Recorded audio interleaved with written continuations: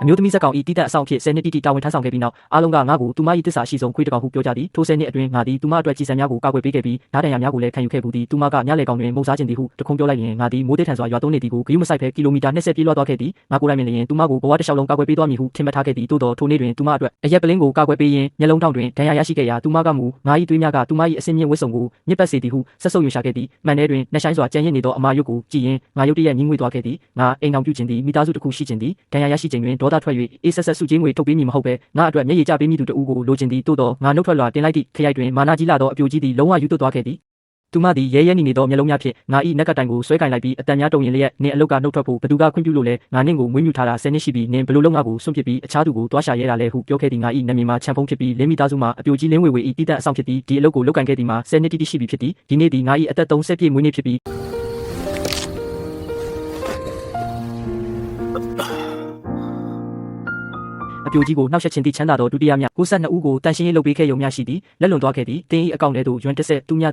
transaction အောင်မြင်ပါသည်ချန်ကေအပြိုကြီးကဒီနေ့ညပင်ပန်းသွားပြီလို့ပြောပါတယ်စုချင်းငွေပို့ပေးလိုက်ပြီဖြစ်လို့စစ်ဆေးလိုက်ပါအောင်တော့ငါသည်မျက်နှာပြင်ပေါ်ရှိသူညအများပြားပါသောစာကြောင်းကိုကြည့်ရင်ရုတ်တရက်အလွန်အတိတ်ပဲမရှိဟုခံစားလိုက်ရသည်ယွမ်တစ်ဆက်သူညသည်ငါ၏1 byte ထိုးဖောက်ခံရလို့နီးပါဖြစ်ခဲ့ရခြင်းကိုဝယ်ယူနိုင်သလားငါ၏မျက်လုံးထောင်မဟုတ်ဒီ10နှစ်အတွင်းမြည်သည့်အချိန်မဆိုအသင့်ပြင်ထားရပြီးကိုပိုင်ဘဝမရှိခဲ့သောစက္ကန့်တိုင်းကိုဝယ်ယူနိုင်သလားရုတ်တရက်ဖုန်းကထပ်မံတုန်ခါသွားခဲ့ပြီးသူမခေါ်ဆိုခြင်းဖြစ်သည်ဖုန်းကိုကိုင်လိုက်တော့အခါတစ်ဖက်မှသူမ၏ပုံမှန်အေးဆက်ဆက်ဒေါသထွက်တန်ကြားလိုက်ရသည်တန်ရှင်းရေးလုပ်ပြီးပြီလားအပြိုကြီးတကယ်စိတ်ပြက်စရာပဲငါရဲ့အလှပအိတ်ဆက်မှုကိုပင်ကောင်းမွန်စွာမအိပ်ရဘူးနောက်ပြီးဒီနေ့မွန်လွဲပိုင်းမှာငါနဲ့အတူဘောဂရပွဲကိုတွားဖို့မမေ့နဲ့ဦးဒါကိုကြားလိုက်ရတော့အခါငါတိတ်ဆိတ်သွားခဲ့ရာဖုန်းတစ်ဖက်မှသူမ၏မကျေနပ်သောအတန်ထွက်ပေါ်လာခဲ့သည်ဟေ့နင်နားမကြတော့ဘူးလားအပြိုကြီးဒီနေ့ငါမွေးနေ့ပါမွန်လွဲပိုင်းမှာခွင့်ခဏယူလို့ရမလားတင်ချိုင်းကိုတွားပြီးငါမိဘတွေကိုတွားကြည့်ချင်လို့ပါချန်ဖုန်းနဲ့ဘာဖြစ်နေတာလဲနင်မိဘတွေတေးတာဘယ်လောက်ကြာပြီလဲတင်ချိုင်းမြက်တွေတောင်3 မီတာမြင့်နေပြီဘာကြည့်စရာရှိလို့လဲမွန်လွဲ3 နာရီကားကိုတောင်မှအချိန်မှန်စောင့်နေနောက်ကျရင်စုချင်းငွေဖြစ်မယ်ဖုန်းထဲမှာအတန်ပြတ်တောက်သွားသည်ကိုနားထောင်ရင်ငါလက်ကိုဖြည့်ရှင်းချလိုက်ပြီးမှန်ထဲတွင်မိမိမျက်လုံးတောင်ရှိအမာရုပ်ကိုစိုက်ကြည့်လိုက်သည်ဒါသည်လွန်ခဲ့သော3 နှစ်ကလင်းဝေဝေအတွက်အရက်ပလင်းကွဲရှာမှန်စာများကိုကာကွယ်ပေးစဉ်ကြံရစ်ခဲ့သောဒဏ်ရာဖြစ်သည်ထိုစဉ်ကသူမသည်ထိတ်လန့်စွာအော်ဟစ်ခဲ့သည်ငါအတွက်မဟုတ်ဘဲသူမ၏ဝတ်စုံပေါ်သို့လွင့်စင်သွားသောသွေးဆက်နှက်ဆက်အတွက်ဖြစ်သည်ချန်ဖုန်းနှင့်ရမ်းညစ်ပတ်တာပဲငါရဲ့ဝတ်စုံကအစင်မြင့်ကန့်တက်ထုတ်လုပ်ထားတာနေ့ရက်3 လစာနဲ့တောင်ရော်ကြီးမပေးနိုင်ဘူးနောက်ပိုင်းတွင်သူမသည်အတွင်းရမှုအားငါကိုယွမ်50သူညစုချင်းငွေပေးစီခဲ့ပြီးငါ၏ထာဝရအမာယွန်းနှင့်ထိုဝတ်စုံကိုရှင်းရှင်းလင်းလင်းဈေးနှုန်းသတ်မှတ်လိုက်တဲ့ကဲ့သို့ဖြစ်သွားခဲ့သည်မနက်ပိုင်းတွင်ငါတင်ချိုင်းသို့တွားရောက်က2 နာရီခန့်တွားရောက်ခဲ့ပြီးမိဘများအတွက်အဖြူရောင်ကနမပန်းတစ်စီးဝယ်ယူပေးခဲ့သည်တင်ချိုင်းကိုတပ်ပုံပေါ်တွင်သူတို့သည်နှွေးထွေးစွာပြုံးနေကြသည်အကယ်၍သူတို့အသက်ရှင်နေသေးပါကငါကိုဒီလိုအနေရများသောအလုပ်ကိုလုပ်ကင်ခွင့်ပြုမည်မဟုတ်ပေအိမ်အောင်ပြု၍ကလေးမွေးဖွားကအေးချမ်းစွာဘဝကိုဖျက်တမ်းရန်တိုက်တွန်းကြမည်မှာတေးချသည်မိုးလွဲပိုင်းတွင်ငါသည်လင်းဝေဝေနှင့်အတူပွဲသို့အချိန်မှန်တက်ရောက်ခဲ့သည်လင်းဝေဝေသည်လက်ပြတကောင်ကဲ့သို့ပွဲတစ်ခုလုံးတွင်ပြန်တန်းနေခဲ့ပြီးငါသည်နှစ်ချက်ကိုတက်စင်ကမခွဲမခွာလိုက်ပါရင်သူ့မထံအနီးကပ်လာသောသူတိုင်းကိုတတိထားစောင့်ကြည့်နေခဲ့သည်မင်းသားငယ်တဦးကသူမနှင့်စကားပြောခြင်းတစ်ဖြစ်ငါကလက်ဖြင့်တားဆီးလိုက်သည်မင်းသားငယ်ကငါကိုစိုက်ကြည့်လိုက်သည်နင်ကဘသူလဲအားနာပါလေနော်ငါတို့အိမ်ကမွေးထားတဲ့ခွေးကတခင်ကိုအရန်ကာကွယ်တက်လို့ပါစိတ်ထဲမထားပါန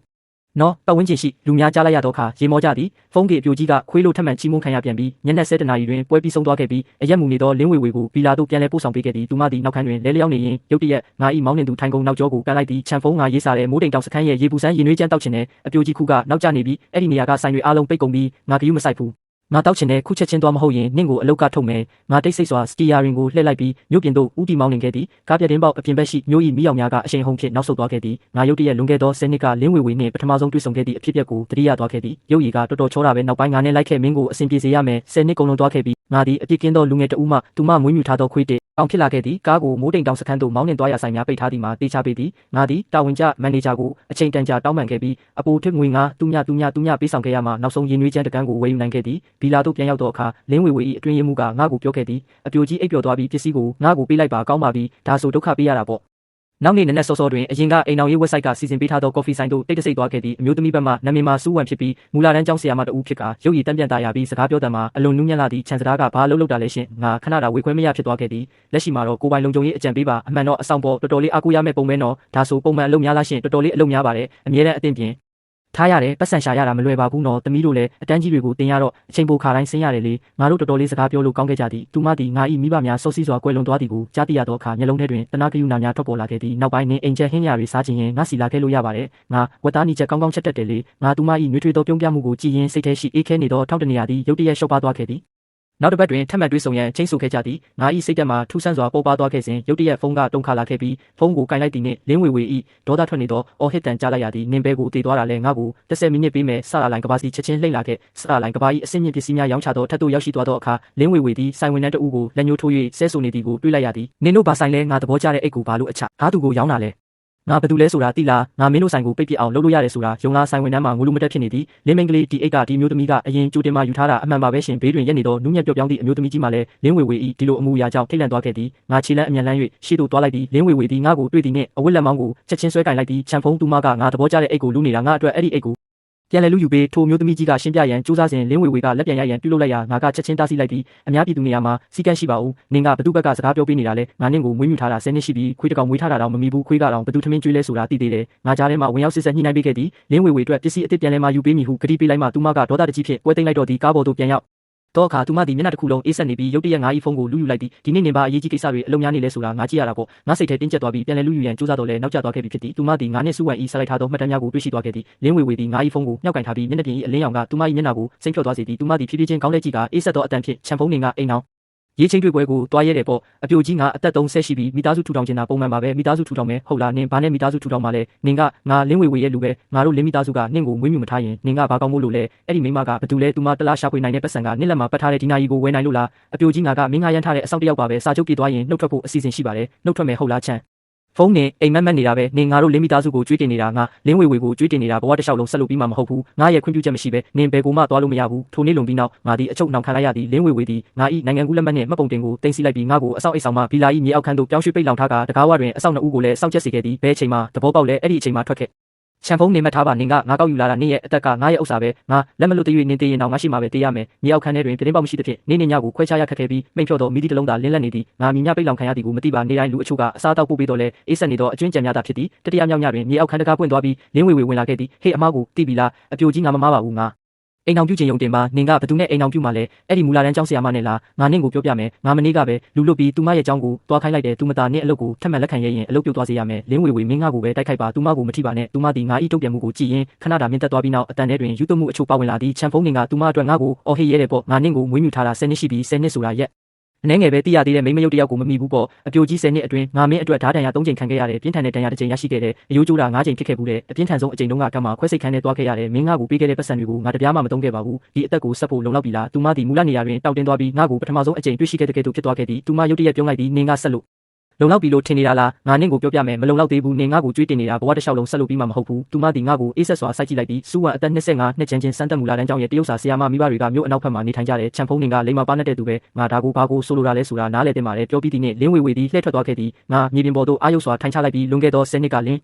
ဝေဝေနှင့်ပထမဆုံးတွေ့ဆုံခဲ့သည့်အဖြစ်အပျက်ကိုတတိယသွားခဲ့သည်သူမသည်လူမိုက်အချို့၏ပိတ်ဆို့ခြင်းကိုခံနေရစဉ်ငါသည်ထိုစဉ်ကစစ်တပ်မှထွက်လာကလမ်းကြုံ၍သူမကိုကူညီကယ်တင်ပေးခဲ့သည်နောက်ပိုင်းတွင်သူမ၏အဖေကငါကိုရှာဖွေတွေ့ရှိခဲ့ပြီးမြန်မာသောဈေးနှုန်းဖြင့်လင်းဝေဝေကိုကာကွယ်ပေးရန်တောင်းဆိုခဲ့သည်သူမ၏အဖေကငါ၏ပခုံးကိုပုတ်ရင်းဝေဝေကအလိုလိုက်ခံထားရတော့စိတ်တစအမှုရာတွေအရန်ဆိုးတယ်မင်းနည်းနည်းတိခံပေးပါဟုပြောခဲ့သည်ငါထိုစဉ်ကတွေးမိသည်မှာစိတ်တစအမှုရာဆိုးတာဘလောက်အထိစိုးနိုင်မှာလဲအလိုလိုက်ခံထားရတဲ့မိန်းကလေးတစ်ယောက်ပဲဖြစ်မှာပါဟုထင်မှတ်ခဲ့သည်စတုထမြောင်းနေနဲ့တွင်မြေအောက်ခန်းတကားထပ်မံပွင့်သွားပြီးဝင်လာသူမှလင်းဝေဝေ၏အတွင်းရမှုဖြစ်ကသူမသည်ကောင်းမွန်သောမနက်စာကိုကင်ဆောင်ထားသည်ချန်ကေနည်းနည်းစားလိုက်ပါဦးအပြိုကြီးကတင့်ကိုပြင်ဆင်ခိုင်းပြီးမွန်းလွဲပိုင်းမှာမြင်းဆက်ယုံစီလိုက်ခဲ့ဖို့ပြောပါတယ်သူမငါ့ကိုအပြင်ထွက်ခွင့်ပေးပြီလားအပြိုကြီးကတင့်ကိုတေချာစဉ်းစားခိုင်းပါတယ်နောက်ပိုင်းအိမ်အောင်ရေးချင်းတွေ့မှုနဲ့အိမ်အောင်ပြုတဲ့ကိစ္စရေးကိုထပ်မပြောရင်သူမဘာမှမဖြစ်ခဲ့တယ်လို့သဘောထားမှာဖြစ်ပြီးတင်ကလင်းမိသားစုရဲ့ထိတ်တန့်အဆောင်ဖြစ်ဆက်လက်ရှိနေမှာပါငါအတွင်းရမှုကိုစိုက်ကြည့်လိုက်ပြီးငါညင်းဆန်ရင်ရောချန်ကေဘာလို့ဒီလိုလုပ်မှလဲအပြိုကြီးရဲ့စိတ်ဓာတ်ကိုတင်မသိတာမဟုတ်ပါဘူးသူမမနေ့ကတကယ်ပဲလူလွတ်ပြီးကျောင်းစီခေါ်သွားခဲ့တယ်ဘာမှမလုပ်ခဲ့ပေမဲ့သဘောတရားကထင်ရှားပါတယ်တင်သူမနဲ့နူးနူးညံ့ညံ့ဆက်ဆံလိုက်ပါအားလုံးထက်တင်သူမနဲ့10နှစ်တိုင်တိုင်အတူတကွရှိခဲ့တာပဲလေငါမျက်လုံးများကိုမိတ်လိုက်သည်ဟုတ်ပါသည်10နှစ်တိုင်တိုင်ငါသည်ကျိုးတူတစ်လုံးကဲ့သို့သူမ၏ဘေးတွင်လှည့်ပတ်နေခဲ့ပြီးမိမိလိုချင်သောဘဝရှိသည်ကိုပင်မေ့လျော့သွားခဲ့သည်မိုးလွဲပိုင်းတွင်ငါသည်ရေချိုးကတန်ရှင်းသောဝတ်စုံကိုလဲလှယ်လိုက်ပြီးစီကံတကြရှိသောလင်းမိသားစု၏ထိတ်တန့်အဆောင်ဖြစ်ပြန်လည်ပြောင်းလဲသွားခဲ့သည်လင်းဝေဝေသည်ငါကိုထပ်မံတွေ့ရှိသောအခါမျက်နှာပေါ်တွင်ကျဉ်းတဲ့သောပြုံးပြမှုထွက်ပေါ်လာခဲ့သည်ဟင်းငါသိပါတယ်နင်းထွက်သွားဖို့မရက်ဆက်နိုင်ဘူးဆိုတာညဘက်မှာငါနဲ့အတူပရာဟိတညစာစားပွဲကိုလိုက်ခဲနင်သဘောကျတာဘာမဆိုငါဝယ်ပေးမယ်ဒါကဒီရက်ပိုင်းတွေအတွက်နင့်ကိုရော်ကြေးပေးတာပေါ့မြင်းဆက်ယုံတွင်နေအောင်ကြီးကောင်းမွန်နေပြီးလင်းဝေဝေသည်မြင်းစည်း၍အကျိန်နှဲငယ်ပြေးလွှားခဲ့ကပြန်ဆင်းလာချိန်တွင်ပါးပြင်းများနှီးရဲနေခဲ့သည်သူမသည်စကြိုးကိုငါထံသို့ပစ်ပေးလိုက်သည်ငါအတွက်မြင်းကိုခေါ်သွားပေးပါဦးသူဒီနေ့နည်းနည်းလှုပ်ရှားနေပုံရတယ်မင်းကယူဆိုင်ပါထိုမြင်းသည်အမှန်ပင်စိတ်လှုပ်ရှားနေပြီးနှာခေါင်းမှအတန်များဆက်တိုက်ထွက်ပေါ်နေခဲ့သည်ငါထိုမြင်းကိုဆွဲယူ၍နှစ်ပတ်ခန့်လန်းရှောက်ခဲ့ပြီးမြင်းထိန်ထံသို့လွှဲပြောင်းပေးရန်ပြင်ဆင်နေစဉ်အဝေးမှရုတ်တရက်ပောက်ကွဲတံတစ်ခုထွက်ပေါ်လာခဲ့ရာမြင်းသည်ချက်ချင်းထိတ်လန့်သွားပြီးငါ၏လက်ထဲမှစကြိုးကိုရုတ်တရက်ယုံထွက်ကလင်းဝေဝေ၏ဥတီယာသို့ပြေးဝင်သွားခဲ့သည်သူမသည်ကြောခိုင်းလျက်မြင်းစီနီးပြနှင့်စကားပြောရင်မောနေခဲ့ပြီးနောက်ွယ်ရှိအန်နီယေကိုလုံးဝမရိပ်မိခဲ့ပေမြင်းကလင်းဝေဝေကိုတနင်းတော်မီကိုမြင်လိုက်ရသဖြင့်ငါစဉ်းစားချိန်ပင်မရလိုက်ပဲဗီဇအတိုင်းသူမထံပြေးဝင်ကတွန်းထုတ်လိုက်ရာလေးလံသောမြင်းခွာကငါ၏ရင်ဘတ်ကိုအရှိန်လွန်စွာကမ်းမိသွားခဲ့သည်နံရိုးများကျိုးသွားသည့်ဆုခဲသောအတန်ကိုကြားလိုက်ရပြီးပြင်းထန်သောနာကျင်မှုကခန္ဓာကိုယ်တစ်ခုလုံးကိုချက်ချင်းလွှမ်းမိုးသွားခဲ့သည်လွင့်စင်သွားသည့်စက္ကန့်ပိုင်းအတွင်းလင်းဝေဝေ၏အံ့အားသင့်နေသောမျက်နှာကိုငါမြင်လိုက်ရသည်ရေးစရာကောင်းလိုက်တာဒီလိုအချိန်မှတော့ငါကမျောလင့်နေတော့မဲ့အမောင်ထုက အတိစိတ်ကိုဝါမျိုးမသွားမီတစုံတယောက်ကငါ့ကိုပြစ်ဖက်ထားသည်ကိုခံစားလိုက်ရပြီးမိုးတန်ပါနေသည့်သူမ၏အော်ဟစ်တန်ကိုကြားလိုက်ရသည်ငါခွင့်ပြုချက်မရှိဘဲနင်တေလို့မရဘူးကြားလားနင်တေသွားရင်နင်နဲ့စူးဝံရဲ့မိသားစုတစ်ခုလုံးကိုငါမြုပ်နှံပြစ်မယ်ငါလုံးဝအတိစိတ်လွတ်သွားခဲ့သည်ပြန်လို့လာတော့အခါဆေးရုံဤလူနာခန်းသို့ရောက်ရှိနေပြီဖြစ်ပြီးရင်ဘတ်တွင်ထူလဲသောပတ်တီးများပတ်ထားကအနှဲငယ်အသက်ရှူလိုက်ယုံဖြင့်နာကျင်လုံး၍ချွေးစေးများပြန်လာခဲ့သည်ကတင်ဘေးတွင်လင်းဝေဝေထိုင်နေပြီးသူမ၏မြအလုံးများနီရဲမိုးတောက်တွေကငိုထားသည့်ပုံစံရှိတော်လဲငါမျက်လုံးဖွင့်လိုက်သည်ကိုမြင်သည်နှင့်မူလရိုင်းဆိုင်သောအမူအရာတို့ချက်ချင်းပြောင်းလဲလိုက်သည်ငါခက်ခဲစွာပါးစပ်ဟလိုက်ရလဲချောင်းမှာ၆ကက်၍နာကျင်နေခဲ့သည်အပြိုကြီးဘာမှမဖြစ်ဘူးမလားသူမကနှာခေါင်းရှုံလိုက်သည်ငါကဘာဖြစ်ရမှာလဲနင်ကသာနံရိုး၃ချောင်းကျိုးသွားပြီးအနှဲငယ်အုံနောက်လောက်ခါသွားတာဆရာဝန်ကအနည်းဆုံး၃လလဲလျောင်းနေရမယ်လို့ပြောတယ်သူမကပြောရင်းရုတ်တရက်လက်ဖြင့်ငါ၏နဘူးကိုတွန်းလိုက်သည်ချမ်းဖုန်းနဲ့တမင်လောက်တာမလားငါစိတ်နှူသွားအောင်အကွက်စင်တာမလားငါမျက်လုံးကိုမှိတ်လိုက်ပြီးရှင်းပြမနေတော့ပါသူမကလက်ပိုက်ကြည့်လိုက်ပြီးဆရာဝန်ကနင့်ကိုနောက်ကျပြီးနိုင်ဝက်လောက်မှပို့ရင်အနေရရှိတယ်လို့ပြောတယ်မြင်းခွာကနင့်နှလုံးကို2စင်တီမီတာပဲလွဲသွားတာနင့်ကန်ကောင်းလို့ပဲဟုတ်ပါတယ်ကန်ကောင်းတာပါမင်းအတွက်10နှစ်တိုင်တိုင်ဘေးရန်ရဲ့ကောက်ွယ်ပေးခဲ့တာရမမင်းတောင်ငါ့ကိုခေါ်ဖို့အားနာနေမှာပါသူမ၏အမူအရာတောင်းတင်းသွားပြီးငါ၏စကားကြောင့်ထိခိုက်သွားတဲ့ကဲ့သို့ဖြစ်သွားခဲ့သည်ချန်ဖုံးနင်ဘသူကိုရွေးပြီးပြောနေတာလဲငါ့ကိုကဲတာနင်လို့ရမယ်အလုံးမဟုတ်ဘူးလားပြောပြီးသည်နှင့်သူမသည်လက်ထွက်ကတကားကိုပြင်းထန်စွာဆွဲပိတ်သွားခဲ့သည်စူပါတော့ဖက်နှက်တန်ရှောက်လန်းအတိုင်းပျောက်ကွယ်သွားသည်ကိုနားထောင်ရင်းငါတပ်ပြင်းတစ်ချက်ကိုဖြည်းဖြည်းချင်းတပ်ပြင်းချလိုက်ပြီးဖုံးကိုသူမရိုက်ခွဲလိုက်ပြီးဖြစ်၍ပြင်ပနှင့်ဆက်သွယ်ရန်နီးလမ်းမရှိပါစူးဝံဘာဖြစ်နေမှန်းလဲမသိပါသူမ၏စိတ်တစအမူအရာတိုင်းဆိုလျင်စူးဝံကိုတကယ်ဒုက္ခပေးနိုင်ပါသည်ညဘက်တွင်လင်းဝေဝေထက်မှန်ရောက်ရှိလာခဲ့သည်သူမသည်ထက်မှန်အရက်တောက်ထားသည့်ပုံစံဖြင့်ခြေလမ်းများရိုင်းတိရိုင်းတိုင်းဖြစ်နေကကရင်ဘေးသို့ပြေးဝင်လာပြီးငါ၏လက်မောင်းကိုဆွဲကင်လိုက်ပြီးချန်ဖုံးတောင်းပန်ပါတယ်ငါတမင်လုပ်တာမဟုတ်ပါဘူးငါကြောက်လို့ပါဒီနေ့နင်ငါ့ကိုတိုးထုတ်လိုက်တဲ့ပုံစံကလွန်ခဲ့တဲ့10နှစ်ကလမ်းကြားထဲကအတိုင်းပါပဲဒါပေမဲ့ဒီတစ်ချိန်မှာနင်လဲလျောင်းနေပြီးမလှုပ်ရှားတော့ဘူးငါဘလို့ပဲအော်ခေါ်နင်နိုးမလာဘူးငါသူမကိုတိတ်ဆိတ်စွာစိုက်ကြည့်လိုက်သည်10နှစ်အတွင်းဒါသည်သူမ၏ပထမဆုံးအကြိမ်တောင်းပန်ခြင်းဖြစ်ပြီးပထမဆုံးအကြိမ်ပြော့ကွက်ပြခြင်းဖြစ်သည်သို့သောငါစိတ်ထဲတွင်မြည်သည့်လှုပ်ရှားမှုများမရှိဘဲရဲပင်ရဲချင်းမိသည်အပြိုကြီးမင်းအရက်မှုနေပြီးငါမမူပါဘူးချန်ဖုံးနှင့်အလုတ်ကမနှုတ်ထွက်ပါနဲ့နော်အိမ်တော်ရေးချင်းတွေ့ပွဲလဲမသွားပါနဲ့တော့ငါနောက်ပိုင်းနင်းကိုဒေါသမထွက်တော့ပါဘူးနင်ပါလို့ခြင်းလဲငါအကုန်ပေးမယ်သူမသည်ကဲတင်ရှင်ကောက်ရိုးတမြင်ကိုစုပ်ကင်ထားတဲ့ကဲ့သို့ငါကိုယူယူမိုင်းမိုင်းကတိပေးနေခဲ့သည်အပြိုကြီးငါပင်ပန်းနေပြီး10နှစ်ဆိုတာလုံလောက်အောင်ကြပါပြီမင်းငါကိုလှုပ်ပေးပါနင်ကထွက်သွားချင်တာအဲ့ဒီမူလာတန်းကျောင်းဆရာမအတွက်လားသူမမှာဘာကောင်းတာရှိလို့လဲနင့်ကိုဘာပေးနိုင်လို့လဲတလားကိုလာစာထောင်ကနန်းအနေငယ်နဲ့အိုးဟောင်းနေတဲ့အိမ်သေးသေးလေးတစ်လုံးပဲမဟုတ်ဘူးလားငါနဲ့အတူရှိရင်နင်ဘာမဆိုရနိုင်တာကိုငါသူမကိုစိုက်ကြည့်ရင်တစ်လုံးချင်းပြောလိုက်ပြီးသူမကငါကိုဂုံတိတ်ခါပေးနိုင်တယ်နင့်ရဲ့သဘောကငါကနင့်ကိုဂုံတိတ်ခါမပေးဘူးဆိုတဲ့သဘောလားချန်ဖုံးနဲ့အတိတ်ထံကိုပြန်စဉ်းစားကြည့်စမ်းဒီ10နှစ်အတွင်းကနင့်ကိုမကောင်းတာလုပ်ခဲ့ဘူးလားငါနင့်ကိုအစင်းမြင့်နေရာတွေကိုခေါ်သွားတယ်တစိမ့်မြင့်တိုင်းဝစ်စုံတွေဝစ်စေတယ်ကားကောင်းကောင်းမောင်းစေတယ်ငါသူမ၏စကားကိုဖျက်ပြောလိုက်သည်ဒါပေမဲ့ငါကအဆောင်တယောက်ပါပဲမင်းအရက်မူနေချိန်မှာပြောတတ်တဲ့ငါတို့အိမ်ကမွေးထားတဲ့ခွေးတစ်ကောင်ပါသူမသည်ပါးစပ်လိုက်တော့လဲစကားတစ်ခုမှမပြောနိုင်တော့ပါကောင်းပြီနင်ကုန်တိတ်ခါလိုချင်တယ်ပေါ့ငါနင့်ကိုပြောပြမယ်ချန်ဖုံးငါတို့လင်းမိသားစုမရှိရင်နင်ကဘာမှမဟုတ်ဘူးအဲ့ဒီစူးဝံကနင်ကအထက်တန်းကြောင်စင်စစ်သက်ထွက်တယောက်ပဲဆိုတာသိသွားရင်နင့်ကိုစိတ်ဝင်စားအောင်မယ်ထင်လို့လားသူမသည်တကားကိုဆွဲပိတ်၍ထွက်သွားခဲ့သည်ဒီတစ်ချိန်တွင်လှည့်ပင်မကြည့်တော့ပါငါဆေးရုံတွင်ခွဲခါနီးတလားခွဲခန့်လဲလျောင်းခဲ့ရပြီးလင်းဝေဝေထပ်မံရောက်မလာခဲ့ပါဆေးရုံမှာဆင်းသည့်နေ့တွင်ငါမြည်သူကိုများမပြောခဲ့ပါမြို့တောင်ဘက်ရှိတိုက်ခန်းငယ်လေးတစ်ခုကိုတိတ်ဆိတ်စွာငှားရမ်းလိုက်ပြီးထိုနေရသည်လင်းမိသားစု၏ဗီလာနှင့်အလွန်ဝေးကွာပြီးအိမ်မှာမကြည့်မတော့လဲရိုးရှင်းစွာပြင်ဆင်ထားကဝရန်တာငယ်လေးတစ်ခုပါရှိသည်နေအောင်ကြီးကောင်းမွန်ချိန်တွင်ငါထိုနေရာ၌မိုးလွဲပိုင်းတစ်လျှောက်လုံးထိုင်နေလေးရှိပြီးတခါတရံတွင်နှွေးထွေးသောပြုံးပြမှုရှိသည့်မူလာတန်းကျောင်းဆရာမစူးဝံကိုတတိယမိသည့်သို့သောငါသူမထံဆက်သွယ်ခြင်းမရှိခဲ့ပါလင်းဝေဝေပြောတာမှန်ပါသည်လက်ရှိငါသည်ဒဏ်ရာတန်ချက်များနှင့်အသက်ဆုံးရရှိထားသောပတ်စံမအပသူမအားမြည်သည့်အေဂျင့်မှုကိုမှမပေးနိုင်ပါအေဂျင့်သောရက်ပေါင်းနှစ်ပတ်ခန့်ကုန်လွန်သွားခဲ့သည့်တညနေတွင်ငါအမိုက်သွားပစ်စဉ်ရက်ွက်တကားဝရှိမိန်ဖြော့သောလမ်းမီတိုင်အောက်တွင်မလိုက်ခတ်စွာရက်တက်နေသောအနက်ရောင်မဲဘတ်ကားတစ်စီးကိုတွေးလိုက်ရသည်ကားနံပါတ်မှာ88008ရာ88ဖြစ်သည်ကားပြတင်းပေါက်ကျဆင်းသွားပြီးနွမ်းနယ်နေသောလင်းဝေဝေ၏မျက်နှာထွက်ပေါ်လာခဲ့သည်သူမနည်းနည်းပိန်သွားခဲ့သည်အပြိုကြီးဘာကိစ္စရှိလို့လဲငါအဖေကနင့်ကိုတွေးချင်တယ်ငါမျက်မှောင်ကျုပ်လိုက်သည်ဥက္ကဋ္ဌလင်းကငါ့ကိုဘာလို့တွေးချင်တာလဲရောက်ရင်တိမှာပါစိတ်ချပါနင့်ကိုဒုက္ခပေးမှာမဟုတ်ပါဘူးခဏမျှဝေခွဲမရဖြစ်ပြီးနောက်ငါကားတကားကိုဖွင့်လိုက်သည်ကားရဲ့ရှိလေထုမှာအသက်ရှူရချက်လောက်အောင်ဖီအားများနေသည်လင်းမိသားစုတို့ရောက်ခါနီးတွင်သူမရုတ်တရက်စကားဆလိုက်ပြီးချန်ဖုံးငါပြောင်းလဲသွားပြီလို့ပြောရင်နေယုံမလားငါပတင်းပေါက်အပြင်ဘက်မှလျင်မြန်စွာကင်းကွာသွားသောလမ်းကြောင်းရှုခင်းများကိုကြည့်ရင်စကားမပြောခဲ့ပါနင်မယုံဘူးဆိုတာငါသိတာပေါ့ဒါပေမဲ့ငါအတီးပြောတာပါဒီတလားခွဲအတွင်းငါအများကြီးစဉ်းစားခဲ့တယ်အရင်ကငါမခဲ့တာပါကားသည်ထိုရင်းနီးပြီးသားခန်းနာသောဗီလာအတွင်းသို့မောင်းဝင်သွားခဲ့ပြီးအိမ်ပေါ်ကြီးကတကားဝတွင်ရက်နေသည်အပြိုကြီးသခင်ကြီးကစာကြည့်ခဲထဲမှာသမီးနဲ့ခြံတရားကိုစောင့်နေပါတယ်လင်းဝေဝေတက်ပြင်းတစ်ချက်ရှိုက်လိုက်သည်တွားကြဆိုခဏနေရင်ငါအဖေဘာပဲပြောနင်ပြန်မပြောနဲ့နော်ရှီဟောင်းတစ်သားစာရေးခုံဤနောက်ွယ်တွင်လင်းဟုံးရွံသည့်စာရွက်စာတမ်းများကိုကြည့်ရှုနေပြီးငါတို့ဝင်လာသည်ကိုမြင်သောအခါမျက်ခုံးကိုအနှဲငယ်သာမြှောက်ကြည့်လိုက်ပြီးထိုင်ကြငါမလုံးမရှားရက်နေခဲ့သည်ဥက္ကဋ္ဌလင်းဘာကိစ္စရှိရင်ဓာတ်ရိုက်ပြောပါနင်အလုတ်ကနှုတ်ထွက်ချင်တယ်လို့ကြားတယ်ဝေဝေကနင့်ကိုအနိုင်ကျင့်လို့လားငါဘေးနာတွင်စိုးရိမ်စွာဖြင့်အကြီးစက်ကိုတင်းတင်းဆုပ်ကင်ထားသည့်လင်းဝေဝေကိုတစ်ချက်ကြည့်လိုက်ပြီးအေးဆေးစွာပြောလိုက်သည်ဒါငါရဲ့ကိုယ်ပိုင်ကြောင်းပြချက်ပါအလုပ်ပြောင်းချင်လို့ပါလင်းဟုံးရွံပြုံးလိုက်သည်သူကရေးလိုက်သည်ဒီ10နှစ်အတွင်းနေဝေဝေအတွက်လုပ်ပေးခဲ့တာတွေကိုငါအကုန်လုံးမြင်ပါတယ်လွန်ခဲ့တဲ့နှစ်ကသာနေမရှိရင်သူမပြန်ပေးဆွဲခံရပြီးအသက်ခံရမှာငါတို့လင်းမိသားစုကနင့်ကိုအသက်တစ်ချောင်းကျွေးတင်နေတာပြောရင်းနဲ့သူကစက်ကူချက်လက်မှတ်တစ်ခုကိုထုတ်ယူလိုက်သည်ငါမြင့်တက်သွားခဲ့သည်ဥက္ကဋ္ဌလင်းဒါကဘာသဘောလဲနဲ့အတွက်ရော်ကြီးပါပတ်စံယူပြီးချမ်းချင်းမျိုးကနေထွက်သွားပါဝေဝေကငယ်သေးတဲ့စီကံမရှိဘူးနင်ကသူမနဲ့အတူလိုက်ယူလို့မဖြစ်ဘူးလင်းဝေဝေဒီငါအတွက်ကြောင့် threat လိုက်ပြီးတန်ဆုံးကြအောင်အော်ဟစ်လိုက်သည်ပါဆက်ပိတ်ထားဆန်းနင်းကရှက်ကွဲတာမဝသေးဘူးလားအဆောင်တယောက်အတွက်နဲ့တေလူမတက်ဖြစ်နေတယ်အစာငတ်ခံတဲ့ပစ္စည်းတွေရိုက်ခွဲတယ်ငါတို့လင်းမီသားစုရဲ့အချက်တွေနင်းကြောင့်အကုန်ပျက်စီးရပြီးတမိဖြစ်သူကိုစူပူပြီးနောက်သူကငါထန်ထက်မှန်ကြည့်ရှုလိုက်ပြီးချန်ဖုံနင်းကကလေးကောင်းတယောက်ပါဒါပေမဲ့နင်းနဲ့ဝေဝေနဲ့ကဖြစ်နိုင်မှာမဟုတ်ဘူးပိုက်ဆံယူပြီးထွက်သွားပါငါထိုးပမာဏကြီးမားသောစက်ကူချက်လက်မှတ်ကိုကြည့်ရင်ရုတ်တရက်အလွန်ရဲချင်းမိသွားသည်အုပ်ကထလင်းငါပြိုကြီးကို10နှစ်တိုင်ကာကွယ်ပေးခဲ့တာပတ်စံအတွက်လို့မင်းထင်နေတာလားဒါမှမဟုတ်ရင်ရောနင်ကဝေဝေကိုတကယ်သဘောကျလို့လားသဘောမကျပါဘူးအရင်ကတာဝန်ရပါခုတော့လမ်းဘေးကလမ်းသွားလမ်းလာပါပဲလင်းဟုံယုံကမျက်လုံးကိုမှိတ်ဆိုင်လိုက်ရာမျက်လုံးထဲတွင်အန္တရာယ်ရှိသောအမူအရာများထွက်ပေါ်လာခဲ့သည်ဒီလိုဆိုမှတော့ပတ်စံကိုနင်ပို့ပြီးယူတင်တာပေါ့နင်ကိုအလကားခိုင်းစေခဲ့တာမျိုးမဖြစ်စေရဘူးငါထိုးစက်ကူချက်လက်မှတ်ကိုကောက်ယူလိုက်ပြီးသူ၏ရှေ့မောက်တွင်ပင်ထက်ဝက်ပိုင်းဖြတ်တက်ပြစ်လိုက်သည်မလိုပါဘူးစာချုပ်ပါစီကံအတိုင်းရော်ချင်းငွေကိုငါပေးရော်ပါမယ်နှုတ်ဆက်ပါတယ်ငါလက်ထွက်သွားရန်ပြုလုပ်စဉ်လင်းဝေဝေသည်ယူသွတ်သွားတဲ့ကဲ့သို့ပြေးဝင်လာပြီးငါကိုဆွဲထားခဲ့သည်ငါနေနဲ့လိုက်မယ်တကားပြင်ပါရှိအဆောင်များပြေးဝင်လာကြပြီးလင်းဝေဝေကိုအတင်းအဓမ္မချုံနှောင်လိုက်ကြသည်နင်းထွက်သွားရဲ့ရင်ငါဒီဘဝမှာနင့်ကိုဘယ်တော့မှခွင့်လွှတ်မှာမဟုတ်ဘူးငါကောင်းပင်လှည့်မကြည့်ခဲ့ပါပြီလာဝင်ထဲမှာထွက်လာရုံများရှိသေးတော့လဲဖုန်းကစာတိုးတစ်ဆောင်ဖြစ်တုံခါလာခဲ့သည်ထိုဖုန်းနံပါတ်မှာမသိသောနံပါတ်တစ်ခုဖြစ်ပြီးလင်းဝေဝေထမ်းမှဖြစ်သည်သူမသည်ဒီလောက်မြ мян ဆန်ဆန်ဖြစ်ငါ၏လှိုင်းနံပါတ်ကိုစုံစမ်းတွေ့ရှိသွားခဲ့သည်ငါစာတိုကိုဖျက်ပစ်လိုက်ပြီးတက္ကစီတစ်စီးကိုတားဆီးလိုက်သည်နောက်ကြည့်မှန်တဲ့တွင်လင်းမီသားစုဘီလာ၏တောက်ပသောမီးရောင်များသည်တဖြည်းဖြည်းပုံမဝေးကွာသွားခဲ့ကခန္ဓာသောထောင်တစ်ခုကဲ့သို့ဖြစ်နေခဲ့သည်ငါနောက်ဆုံးတော့ထွက်ပြေးလွတ်မြောက်ခဲ့ပြီဖြစ်တော်လဲစိတ်ထဲရှိထိုဆိုးရင်ပူပန်မှုမှမူပုံမပြင်းထန်လာခဲ့သည်တိုက်ခန်းသို့ပြန်ရောက်သောအခါငါတကားကိုချက်ထိုးလိုက်ပြီးတရင်ပေါက်အားလုံးကိုစစ်ဆေးကလုံခြုံမှသာတက်ပြင်းချနိုင်တော့သည်လင်းဝေဝေ၏မရရင်ဖြက်စီးပြစ်မီဆိုသောစိတ်တစစရိုက်တိုင်းဆိုလျင်လွယ်လွယ်နှင့်လက်လျှော့မီမဟုတ်ပေနောက်တစ်နေ့တွင်လက်စားချေမှုများစတင်လာခဲ့သည်ငါအလုရှောက်လွာတွားရောက်တင်သွင်းခဲ့တော်လဲအခြေအနေများမူမမှန်တီကိုလျင်မြန်စွာတွေ့ရှိလိုက်ရသည်အင်တာဗျူးသည့်ကုမ္ပဏီအားလုံးသည်ငါ၏ကိုရေးရာဇဝင်ကိုမြင်သည်နှင့်လမ်းတရဲကိုတွေ့လိုက်ရတဲ့ကဲ့သို့ပြုမှုကြပြီးအိမ်ပြောင်းရွှေ့ရေးကုမ္ပဏီများပင်လျင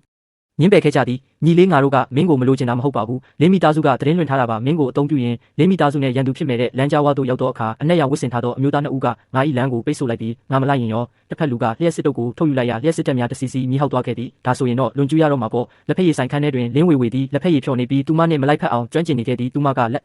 ဖက်ရည်တစ်ခွက်ကိုတွန်းပေးလိုက်သည်ဝူရီရှမ်းရဲ့ဒေဟုံးပါဦးလက်ဖက်ရည်ပါငါအဖေမျက်နှိုးစွာတင်စီထားတာငါမလှုပ်ရှားခဲ့ပါအပြိုကြီးမှာဘာညွန်ကြားစရာရှိလဲတိုက်ရိုက်ပြောပါနင့်ရဲ့အလှုပ်ရှားဖွေမှုအစဉ်ပြေရဲ့လားမင်းရဲ့ကျေးဇူးကြောင့်အမှန်တိုင်းပြောရရင်ငါကိုမိသူမမတုံးရဲကြပါဘူးလင်းမိသားစုစီပြန်လာခဲ့ပါနှစ်စင်ကြီးသုံးဆတိုးပေးမယ်ကားနဲ့အိမ်ပြင်ဆင်ပေးမယ်ငါရဲ့လုံခြုံရေးကိုပဲတာဝန်ယူရမယ်လွန်ခဲ့တဲ့ကိစ္စတွေအားလုံးအတွက်နင့်ကိုတောင်းပန်မှုအထီတောင်ရပါတယ်စီကံချက်ကဘာလဲအဲ့ဒီစူးဝမ်နဲ့ဝေးဝေးနေပါနောက်ပြီးဘယ်တော့မှနှုတ်ထွက်ခွင့်မရှိဘူးငါမက်တက်ထွက်လိုက်ပြီးဒါဆိုရင်တော့ပြောစရာမလိုတော့ပါဘူးချန်ဖုံးနေငါမျက်နှာကိုညင်းပယ်မနေနဲ့ငါလင်းဝေဝေဒီဘဝမှာဒီလောက်အောက်ကျခံဘူးတာမရှိဘူးငါဂယုမဆိုင်ခဲ့ပါတကားကိုဖွင့်လိုက်ရတကားဝတွင်ဗလာကောင်းကောင်းအမျိုးသားလေးဦးပိတ်ဆို့နေခဲ့သည်ဒီနေ့နေ့မှာရွေးချယ်စရာနှစ်ခုပဲရှိတယ်စာချုပ်တစ်လက်မှတ်ထိုးမလားမဟုတ်ရင်လဲလျောင်းပြီးထွက်သွားမလားငါနောက်သို့လှည့်ကြည့်လိုက်သည်မင်းတကယ်လက်ပါချင်တာလားငါမလုပ်ရဲဘူးလို့ထင်လို့လားဒါဆိုရင်လဲစမ်းကြည့်ကြတာပေါ့9မိနစ်ကြာပြီးနောက်အဆောက်လေးဦးလုံးမြေပြင်ပေါ်တွင်လဲလျောင်း၍ညီးတွားနေကြသည်ငါပါဇက်ထောင်ရှိသွေးဆက်များကိုတုပ်လိုက်ပြီးလင်းဝေဝေထန်ကြည့်လိုက်သည်ဆက်လုပ်ချင်သေးလားသူမသည်နှက်ခမ်းကိုကိုက်ထားပြီးမျက်လုံးထဲတွင်ယူသွမှုများပြည့်နေနေခဲ့သည်ချန်ဖုံးနှင့်ဒီနေ့ထွက်သွားရဲ့ရင်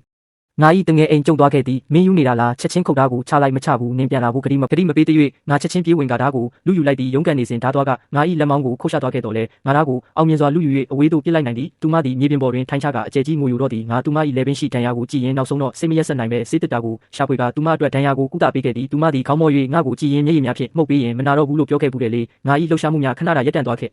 ့ဒီဒါကအရင်တုန်းကပါပလာစတာကပ်ပေးပြီးနောက်ငါထွက်၍ထွက်သွားရန်ပြုလုပ်စဉ်သူမကနောက်ွယ်မှတိုးညင်းစွာပြောခဲ့သည်ချန်ဖုံးအဲ့ဒီစူးဝမ်ကအိမ်အောင်ပြုတော့မယ်ငါရုတ်တရက်မင်းတက်သွားခဲ့သည်မင်းပါပြောလိုက်တာလေသူမရဲ့မိဘတွေကရွမ်9သိန်းယူထားပြီးမြေရော်ကြေးရထားတဲ့သူတယောက်နဲ့အတင်းအဓမ္မလက်ထပ်ခိုင်းနေတာဒီနေ့မွန်းလွဲပိုင်းမှာပဲလက်ထပ်စာချုပ်သွားယူကြမှာငါယူသွတ်သွားတဲ့ကဲသို့ပြန်ပြေးလာကသူမ၏ပခုံးကိုဆွဲကင်လိုက်သည်မင်းပါလုပ်လိုက်တာလေငါဘာမှမလုပ်ခဲ့ပါဘူးသူမကိုလက်တွေ့ဘဝကိုမြင်အောင်ကြည့်ခိုင်းရုံပါဒီကဘာမှာပတ်စံနဲ့အာနာကပဲအဓိကပဲနင်သူမကိုမကာကွယ်နိုင်ပါဘူးငါလက်ဖက်ရည်ဆိုင်ထဲမှာယူသွတ်စွာပြေးထွက်လာခဲ့ပြီးပြေးရင်စူးဝမ်ဤဖုန်းကိုခေါ်ဆိုခဲ့တော်လဲဖုန်းပိတ်ထားခဲ့ပြီးလမ်းဘေးတွင်မော်တော်ဆိုင်ကယ်တစ်စီးကိုတားဆီးလိုက်ပြီးရင်မောင်းထန်ယွန်းတက်သူများပြစ်ပေးလိုက်ပြီးမြို့နယ်အုပ်ချုပ်ရေးရုံးစီသွားပါအမြန်ဆုံးရောက်ရှိသွားတော့အခါစူးဝမ်သည်ဟောင်းနှွမ်းနေသောကားတစ်စီးပေါ်မှာဆင်းလာသည်ကိုအချိန်ကိုက်တွေ့လိုက်ရသည်ဘေးနားရှိပူပူဝဝအမြကိုသားကသူမ၏ခါကိုဖတ်ထားပြီးသူမ၏မျက်နှာမှာစက်ကူကဲ့သို့ဖြူဖြော်နေကမျက်လုံးများမှာဗလာနက်ထဖြစ်နေခဲ့သည်စူးဝမ်သူမအတန်ကိုကြားလိုက်ရတော့အခါခန္ဓာကိုယ်တုန်ခါသွားခဲ့ပြီးခေါင်းထဲကြည့်လိုက်ရငါကိုတွေ့ရှိသွားသဖြင့်မျက်ဝန်းများချက်ချင်းနီးရဲသွားခဲ့သည်ချန်စတာပူပူဝဝအမျိုးသားကဆဲဆိုလိုက်ရငါကသူ့ကိုအတင်းအဓမ္မတိုးထုတ်လိုက်ပြီးစူးဝမ်ကိုစိုက်ကြည့်လိုက်သည်မင်းကအတွက်ဝတ်သားနီးချက်ပေးမယ်လို့ပြောခဲ့တယ်လေအေဂျင့်နဲ့ဘဝကိုဖျက်တမ်းကျင်တယ်လို့ပြောခဲ့တယ်လေဒါမင်းရွအေးချေခဲ့တဲ့အေဂျင့်မှုလားသူမ၏မျက်ရည်များကျဆင်းလာခဲ့သည်တောင်းပန်ပါတယ်ငါအဖေစေးရုံတက်ဖို့ခွဲစိတ်မှုလိုအပ်နေလို့ပါငါအမေကသူ့ရဲ့ပတ်စံကိုယူလိုက်တယ်ဒီကောင်လေးနဲ့ဘာရီလေးပေါ်နေတာလဲမြန်လက်ထက်စာချုပ်သွားယူကြစို့ပူပူဝဝအမျိုးသားကပြေးဝင်လာပြီးလူကိုဆွဲခေါ်ရန်ပြုလုပ်စဉ်ငါကလက်ပြန်ဖြင့်သူ၏လက်ကောက်ဝတ်ကိုစုပ်ကင်ကအားဆ၍လိန်ချလိုက်ရအမျိုးသားမှာအော်ဟစ်လျက်ဒူးထောက်ကျသွားခဲ့သည်နင်ငါဘသူလဲဆိုတာသိရလားငါမရဲကရဲစခန်းမှုဖြစ်တယ်ငါသူ့ကိုအေးဆက်စွာ စိုက်ကြည့်လိုက်သည်မင်းရဲ့မရဲကိုပြောလိုက်ပါစုမိသားစုကိုနည်းနည်းလေးမှထိခိုက်အောင်လုပ်ရင်လင်းရှိအုပ်စုရဲ့ကုမ္ပဏီခွဲကသူ့အတွက်ငွေကြေးခဝါချပေးနေတဲ့အထောက်အထားတွေကိုဤဥပဒေကော်မရှင်စီအနံတင်မယ်ဘာဖြစ်မလဲကြည့်တာပေါ့ဘယ်သူအရင်မရက်တည်နိုင်တော့မလဲကြည့်တာပေါ့အမျိုးသားမှာချက်ချင်းပင်နှုတ်ဆက်သွားပြီးမျက်နှာတစ်ခုလုံးဖြူလျော့သွားသည်ကျွန်တော်မဆိုင်မတွပင်စူဝမ်ကိုဆွဲခေါ်လိုက်ပြီးငါနဲ့လိုက်ခဲ့မင်းအကျွေးတွေကိုငါဆက်ပေးမယ်မင်းဖေရဲ့ခွဲစိတ်စေးကိုလည်းငါစိုက်ထုတ်ပေးမယ်ဟုပြောလိုက်သည်စူဝမ်ကကျွန်တော်ကိုမေးကြောင်ကြောင်ကြည့်ရင်နင်စီမှာဒီလောက်ပတ်စံတွေအများကြီးဘယ်ကရတာလဲဟုမေးရကျွန်တော်က10နှစ်စာအသက်ဆွန့်ပြီးရှာထားတဲ့ပတ်စံတွေလေးမင်းရဲ့လွတ်လပ်မှုကိုဝယ်ယူဖို့လုံလောက်ရဲ့လားသူပြန်ဖြေခဲ့သည်စူဝမ်ကိုကျွန်တော်ရဲ့အခန်းချင်းလေးစီခေါ်လာခဲ့တော့လေသူမသည်တစ်လျှောက်လုံးတိတ်ဆိတ်နေခဲ့သည်ကျွန်တော်ရေတစ်ခွက်ငှက်ပေးလိုက်မှသာသူမကဘာလို့ငါ့ကိုကူညီတာလဲဟုတိုးညင်းစွာမေးခဲ့သည်ကျွန်တော်ကမင်းဝတ်သားနေချက်တကယ်ကောင်းကောင်းချက်တက်တယ်လို့ပြောဘူးလို့လေငါမြည်ကြည့်ခြင်းလို့ဟုခေရသူမကလည်းဒါပေမဲ့လင်းမိသားစုဘက်ကဟုစိုးရင်စွာပြောသည်ကျွန်တော်ကလည်းစောစောနဲ့နောက်ကျရင်ဆိုင်ရမှာပဲမင်းခွင့်ခဏယူပြီးရှောင်နေလိုက်ငါဖြေရှင်းပေးမယ်ဟုအားပေးခဲ့သည်နောက်ရက်အနေငယ်မှာတော့ကျွန်တော်ဖက်ဖက်ကပိတ်ဆို့မှုကိုကြုံတွေ့ခဲ့ရသည်ဘဏ်ကများအိတ်ခဲခံလိုက်ရသည်အိမ်ရှင်ကအခန်းပြန်တင်းကျင်နေသည်နောက်ဆုံးရင်းနှင့်မိဘအကြောင်းမဲ့ဖျက်တောက်ခံလိုက်ရသည်တတိယမြောက်နေ့ညနေဆောင်တွင်လမ်းဘေးခုံတန်းရှိပေါ်၌စူဝမ်နှင့်အကြောင်းခံပြီးဆုံးခဲ့သည်သူမသည်အစားတောက်ဘူးကိုကင်ထားရင်းအရန်တိုက်ဆိုင်တာပဲနင့်ကိုဝက်တားနီချက်လာဖို့မလို့လုံနေတာဟုပြောသည်အစားတောက်ဘူးကိုဖွင့်လိုက်တော့အခါမွေးကြိုင်သောအနံ့များလှိုင်ထွက်လာပြီးတတုံးကိုညှက်၍ပါဇက်ထဲထည့်လိုက်ရာစီမတ်ဤပဲနူးညံ့ကပါဇက်ထဲတွင်အည်ပြောသွားခဲ့သည်အရသာရှိလိုက်တာဒင်းတိုင်ပုံးဆိုင်ထက်တောင်ကိုကောင်းသေးတယ်ဟုကျွန်တော်ချီးမွမ်းလိုက်သည်သူမကနေရင်ကတကယ်တော့ဘာလုပ်တာလဲဟုလင်းမျိုးသမီးကနင့်ကိုချစ်နေတာလားဟုတိုးတိုးလေးမေးရကျွန်တော်ကအင်းကြီးကြတတ်တဲ့တခင်မလေးတယောက်ရဲ့တက်တော်ဆောက်လုပ်ပေးရင်း10နှစ်လောက်ပြသူစုဆောက်ရှောက်ပေးခဲ့တာဟုပြောပြခဲ့သည်စူဝမ်ကဒါဆိုရင်စိတ်ချရတဲ့အထီးတွေ့ကိုပေးနိုင်တဲ့နင့်ကိုသူအတော်လေးမိခိုနေမှာပဲဟုမှတ်ချက်ပေးသည်ကျွန်တော်သူမကိုဘတ်စကားမတိုင်ထိလိုက်ပို့စဉ်ကလာတော့ခါသူမကကျွန်တော်လက်ထဲသို့အဆောင်တစ်ခုရုတ်တရက်ထည့်ပေးရင်းဖះမှာတောင်းထားတာနှင့်ဘေးကင်းဖို့အတွက်ပေးတာဟုပြောခဲ့သည်ကားထွက်သွားတော့အခါနှွေးထွေးမှုကြံရစ်နေသေးသည့်အဆောင်လေးကိုကျွန်တော်စုပ်ကင်ထားလိုက်မိသည်10နှစ်တာကာလအတွင်းလင်းဝေဝေသည်ကျွန်တော်ကိုတန်မိုးကြီးနိုင်များနှင့်ဖိုးတန်ပစ္စည်းပေါင်းစုံပေးခဲ့ဘူးတော့လေဒီလိုရိုးရှင်းသောလက်ဆောင်မျိုးတစ်ခါမှမပေးခဲ့ဘူးပေးစတုတ်ထားမြောင်းနေတွင်ကျွန်တော်ကျန်းချန်မျိုးမှထွက်ခွာရန်ဆုံးဖြတ်လိုက်ပြီးခီးဝေးကားလက်မှတ်ဝယ်ယူချိန်တွင်ဝန်ထမ်းကရှင်း ID ကတ်စကန်ဖတ်လို့မရပါဘူးစနစ်မှာရှင်းကိုပြပထွက်ခွင့်ပိတ်ပင်ထားတယ်လို့ပြနေပါတယ်ဟုပြောသဖြင့်ကျွန်တော်ရက်နေသည့်နေရာမှာပင်တပ်ပြင်းအရှိကြီးတစ်ချက်ချလိုက်ရသည်လင်းမိသားစုကကျွန်တော်ကိုအသေးလဲဖိအားပေးခြင်းနေခဲ့ခြင်းဖြစ်သည်ဘတ်စကားဂိမ်းမှထွက်လာတော့အခါမာစီဒီအနက်ရောင်ကားကနောက်မှပြန်လိုက်လာပြီးကားမှန်တကားပွင့်သွားရလင်းဝေဝေဖြစ်နေသည်သူမ၏ကားပေါ်တက်ဆိုသည့်စကားကြောင့်ကျွန်တော်ကားပေါ်တက်ထိုင်လိုက်ပြီးမင်းငါကိုဘယ်လိုလုံးမလွတ်ပေးမှလဲဟုမေးလိုက်သည်သူမကသဘောတူညီချက်စာချုပ်တစ်ခုထုတ်ပေးရင်းငါနဲ့3ရက်အတူရှိပေးပါ3ရက်ပြည့်ရင်ပိတ်ဆို့မှုအလုံးကိုပြန်ရုပ်သိမ်းပေးမယ်ထပ်ဆောင်ဖြစ်ရွမ်3တန်းကူညီကြေးပေးမယ်စူဝမ်ကိုလည်းထပ်ထုတ်ခတ်မှပေးတော့ဘူးဟုကန့်လန့်ခဲ့သည်စာချုပ်ပါအချက်လက်များကိုကြည့်လိုက်ရတိတိကျကျရေးသားထားပြီးရှင်းနေအတီးပြုချက်လည်းပါရှိသည်ဘာလို့3ရက်လဲဟုကျွန်တော်မေးတော့အခါသူမကငါမွေးနေ့ရောက်တော့မယ်လေလွန်ခဲ့တဲ့10နှစ်လုံးမွေးနေ့တိုင်းမှာနင်ငါဘေးမှာရှိပေးခဲ့တာဒီတစ်ချိန်ကနောက်ဆုံးအချိန်ဖြစ်လိမ့်မယ်ဟုပြန်ဖြေခဲ့သည်ကျွန်တော်ကလည်းကောင်းပြီဒါပေမဲ့စီကံ3ချက်ရှိတယ်ရုပ်ပိုင်းဆိုင်ရာထိတွေ့မှုမလုပ်ရဘာမှအတင်းအကျပ်မခိုင်းရစူဝမ်ကိုမထိခိုက်ရဘူးဟုတတ်မှတ်လိုက်ရသူမကရတယ်ဟုသဘောတူခဲ့သည်ပထမနေ့တွင်သူမသည်သူမနှင့်အတူကစားကွင်းသို့သွားခိုင်းပြီးတာမန်ချစ်သူများကဲ့သို့တန်းစီကစားနည်းများဆော့ကစားခဲ့ကြသည်မွန်းတဲ့ချိန်တွင် ice cream စားကြရာသူမ၏နှုတ်ခမ်းတစ်ဝိုက်တွင်ပေးကျန်သွားသဖြင့်ကျွန်တော်ကအသိစိတ်မကင်းပဲတ िश ူးဖြင့်တုပ်ပေးလိုက်ရာသူမကကျွန်တော်ကိုငေးကြည့်နေခဲ့သည်ကျွန်တော်လက်ကိုပြန်ရုပ်လိုက်ပြီးတောင်းပန်ပါတယ်ဟုပြောလိုက်ရာသူမသည်ခေါင်းငုံက ice cream ကိုတိတ်ဆိတ်စွာစားတောက်လိုက်သည်စားရထားကြီးအမြင့်ဆုံးမှတ်သို့ရောက်တော့အခါသူမကရုတ်တရက်ချန်ဖုံးစူဝမ်းသာမရှိရင်နေငါနဲ့အတူတူရှိမှလားဟုမေးခဲ့သည်ကျွန်တော်အချိန်ကြာကြီးတိတ်ဆိတ်နေပြီးမှဘဝမှာတကယ်လို့များဆိုတာမရှိဘူးဟုပြန်ဖြေခဲ့သည်ဒုတိယနေ့တွင်သူမကကိုခန်းပညာသင်ပေးခိုင်းချိန်၌ကျွန်တော်ကိုရုတ်တရက်ပွေ့ဖက်လိုက်ပြီးနောက်ဆုံးတစ်နေ့ပဲကျွန်တော်လာမို့လို့ငါ့ကိုခဏလေးဖတ်ထားခွင့်ပေးပါခဏလေးပါပဲဟုတောင်းဆိုခဲ့သည်ကျွန်တော်သူမကိုတွန်းထုတ်လိုက်ရင်းစာချုပ်ထဲမှာစီကံတွေအတိအကျရေးထားပြီးသားဟုအသိပေးလိုက်ရာသူမသည်မျက်ဝန်းများညီရဲလျက်ကျွန်တော်ကိုစိုက်ကြည့်ကနေငါ့ကိုဒီလောက်တောင်မုန်းနာလားဟုပြောခဲ့သည်တတိယမြောက်နေ့ပင်လယ်ကန်းဆက်နေဝင်ချိန်တွင်သူမသည်ကြောက်ဆောင်ပေါ်တွင်ရပ်နေခဲ့သည်ပင်လယ်လေးကသူမ၏စပင်းရှည်များကိုလွင့်ပြန်စေပြီးရင်သက်ရှူမောဖွယ်လှပနေခဲ့သည်သူမကချန်ဖုံးဒီ10နှစ်အတွင်းနေငါ့ကိုနည်းနည်းလေးမှချစ်ခဲ့ဘူးသလားဟုမေးရကျွန်တော်ကမချစ်ခဲ့ဘူးဟုပြတ်သားစွာဖြေလိုက်သည်တစ်စက္ကန့်စာလောက်တောင်မချစ်ခဲ့ဘူးလားဟုထပ်မေးသောအခါတွင်လည်းမချစ်ခဲ့ဘူးဟုပင်ပြန်ဖြေခဲ့သည်သူမကကောင်းပြီငါရှုံးတာကိုလက်ခံပါတယ်ဟုခတ်တိုးတိုးပြောလိုက်သည်ပြန်လာသည့်ကားပေါ်တွင်သူမသည်ကျွန်တော်ထံသို့စာရွက်စာတမ်းအိတ်ကမ်းပေးရင်းချက်လက်မှတ်နဲ့ပိတ်ဆို့မှုပြန်ရုပ်သိမ်းစာပေးထားတဲ့စူဝမ်အဖေရဲ့စေယုံစည်းတွေကိုလည်းရှင်းပြဤပြီးဟိုမြေသိမ့်မဲ့သူလည်းထပ်ပြီးဒုက္ခလာပေးမှာမဟုတ်တော့ဘူးဟုပြောခဲ့သည်တိုက်ခန်းသို့ပြန်ရောက်၍ကားပေါ်မှဆင်းချိန်တွင်သူမသည်ကတိပါဘူးလေးတစ်ခုကိုကမ်းပေးခဲ့သည်ကျွန်တော်ဖွင့်ကြည့်လိုက်ရာစစ်သုံးလက်ပတ်နာရီတစ်လုံးဖြစ်နေပြီးနာရီမျက်နှာပြင်ပေါ်တွင်စောတော့လျံဓာတ်တက်ဖွဲ့လက္ခဏာစာတမ်းရေးထွင်းထားသည်ကျွန်တော်ရုတ်တရက်ခေါင်းမော့ကြည့်လိုက်ရာသူမကနှင်းရဲ့တက်မတော်ကအကြောင်းတွေကိုငါအကုန်သိတယ်ချန်ဖုံးနင်ကသူရဲကောင်းတစ်ယောက်ပါငါနဲ့မထိုက်တန်တဲ့သူရဲကောင်းတစ်ယောက်ဟုပြောခဲ့သည်နာရီဤနောက်ကျောတွင်ငါရဲ့သူရဲကောင်းအန်ဂယ်ဘရီစီတို့ဆိုသည့်တင်းငယ်သောစာတမ်းလေးရေးထွင်းထားသည်ကိုတွေ့လိုက်ရသည်ထို့နောက်ဖုန်းထဲသို့မင်းလွတ်လပ်သွားပြီးစူဝမ်ကိုတွားယူလိုက်တော့နှုတ်ဆက်ပါတယ်ဆိုသည့်စာတိုးတစ်စောင်ရောက်လာခဲ့သည်နောက်တစ်နေ့တွင်ပိတ်ဆို့မှုအလုံးပြန်လဲပဲဖြတ်သွားခဲ့သည်ကျွန်တော်စူဝမ်၏အဖေကိုတွားကြည့်ခဲ့ရာခွဲစိတ်မှုအောင်မြင်ခဲ့သည်စူဝမ်ကစင်ကြံထဲတွင်ကျွန်တော်အတွက်ပန်းသည့်အခွန်တော်ပေးနေရင်ဟိုလင်းမျိုးသမီးငါစီလာသွားတယ်နင့်ကိုငါစီပြန်အပ်ပါတယ်ဆိုပြီးအတော်လေးဝမ်းနေပြီးငိုသွားတာတကယ်တော့သူလဲတနာဖို့ကောင်းပါတယ်ဟုပြောပြခဲ့သည်တလအကြာတွင်စူဝမ်အိမ်ပြောင်းရန်ကျွန်တော်ကူညီပေးခဲ့သည့်တိုက်အောက်တွင်လင်းဝေဝေနှင့်ပြန်ဆုံခဲ့ရာသူမသည်စူဝမ်ထံလက်ဆောင်မှုတစ်ခုကမ်းပေးရင်းမင်္ဂလာလက်ဆောင်ပါငါအဖေရဲ့စီးပွားရေးပါတနာပေးထားတဲ့ယတနာတွေမို့လို့နင်းနဲ့လိုက်ဖက်ပါတယ်ချန်ဖုံးမင်းမိမအပေါ်ကောင်းကောင်းဆက်ဆံမှာမဟုတ်ရင်ငါအရင်ဆုံးခွင့်လွှတ်မှာမဟုတ်ဘူးဟုပြောခဲ့သည်ခွဲနှစ်အကြာတွင်ကျွန်တော်နှင့်စူဝမ်စစ်ဆက်ခဲ့ကြသည်စစ်ဆက်ပွဲအခမ်းအနားတွင်ပန်းချင်းကြီးတစ်ခုလက်ခံရရှိခဲ့ပြီးကပြားပေါ်တွင်ငါရဲ့သူရဲကောင်းမင်္ဂလာပါလို့ဆုတောင်းပေးပါတယ်ဟုရေးထားသည်အရက်လိုက်ငှက်ချိန်တွင်တကားဝါ၌ရင်းနှီးသောနောက်ကျောပုံရိပ်တစ်ခုကိုတွေ့လိုက်ရတယ်လို့ခန်းစားလိုက်ရသဖြင့်အပြင်သို့ပြေးထွက်ကြည့်လိုက်ရာမိုင်ဘက်အနက်ရောင်ကားမောင်းထွက်သွားသည့်ကားမြည်ပုံရိပ်ကိုသာမြင်လိုက်ရသည်နောက်ခန်းကားမှန်ပွင့်နေပြီးလင်းဝေဝေ၏ဘေးတစ်ဆောက်မျက်နှာကိုခဏမျှမြင်တွေ့လိုက်ရသည်သူမ၏မျက်ဝန်း၌မျက်ရည်များဝိုင်းနေတော့လဲနှုတ်ခမ်းထောင်တွင်အပြုံးတစ်ခုရှိနေခဲ့သည် နောက်ပိုင်းတွင်သူမနိုင်ငံသားတို့ပညာသင်သွားကြောင်းကြားသိရသည်သူမ၏လူမှုကွန်ရက်ပေါ်တွင်အခါအားလျော်စွာ post တင်တက်ပြီးစစ်ရေးမဂဇင်းနောက်ခံပါသည့်ဓာတ်ပုံတစ်ပုံတွင်ကျွန်တော်လိုက်ခတ်သွားပေးလိုက်ရာသူမကမင်္ဂလာရှိတဲ့ဘဝလေးကိုပိုင်ဆိုင်နိုင်ပါစေအန်ကယ်ချန်ဟုစက္ကန့်ပိုင်းတွင်အပြုံးစတီကာလေးနှင့်ပြန်စားရေးခဲ့သည်ကျွန်တော်ဖုန်းကိုဘေးမှချလိုက်ပြီးတရင်တကားပြင်ပတွင်နေအောင်ကြီးကတာယာနေပြီးစူဝမ်ကမိဖို့ချောင်ထဲတွင်ဝက်သားနီချက်ပြုတ်နေသဖြင့်မွေးကြိုင်သောအနက်များတအိမ်လုံးဖုံးငန်းနေခဲ့သည်10နှစ်တာကာလရှည်လှည့်ပတ်ခဲ့ရသည့်ခီးကျန်းအပြီးတွင်ကျွန်တော်နောက်ဆုံးတော့အိမ်သို့ပြန်ရောက်ခဲ့ပြီဖြစ်သည်